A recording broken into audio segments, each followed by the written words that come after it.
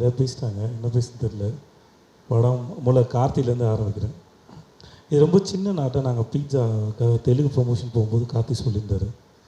அது இவ்வளோ அழகாக வரும்னு நிச்சயமாக எதிர்பார்க்கல.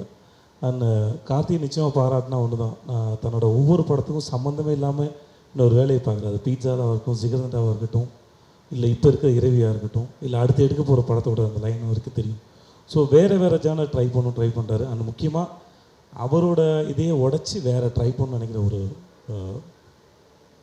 ஒரு ஆள்.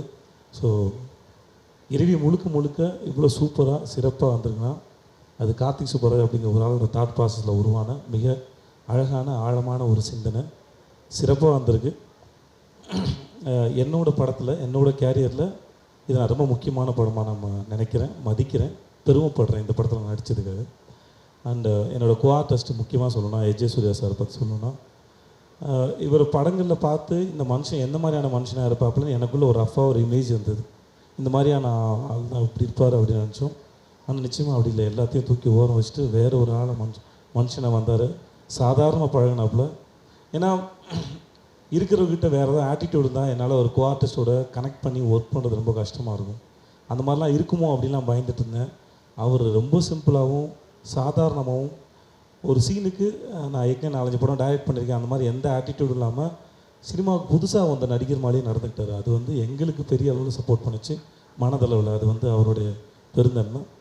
இப்போ என் நண்பர் பாபி அண்ட் கருணா அவங்களோட ஒர்க் பண்ணதே எங்களுக்கு ஏற்கனவே இருக்க டைமிங் அது எல்லாமே பர்ஃபெக்டாக இருந்தது. ஈகோ அதெல்லாம் எதுவுமே கிடையாது. அந்த படத்தில் அடுத்து நடிச்சிருக்கேன் அஞ்சலி அண்ட் பூஜா, கமாலினி, அந்த கதாபாத்திரனோட சாய்ஸஸ் வந்து அவங்க வந்து அவ்வளோ பர்ஃபெக்டாக பண்ணியிருக்காங்க. அது படத்தில் பார்க்க உங்களுக்கு அழகாக வெளிப்படும். ஸோ அந்த 2 குழந்தைங்க, அப்புறம் சந்தோஷோட இசை. ஸோ ஓவராலாக இந்த படம் நான் இன்னும் படத்தை பார்க்கல, டப்பிங்கை போய் என் போர்ஷன் மட்டும் தான் பார்த்தேன். எனக்கும் இந்த ட்ரெயிலரும் டீசரும் படத்தை பார்க்கும்போது ஆர்வத்தை ஏற்படுத்துது. கண்டிப்பாக இந்த படத்தை நானும் பார்க்க ஆர்வப்படுறேன். வந்து அனைவருக்கும் நன்றி. தேங்க்யூ.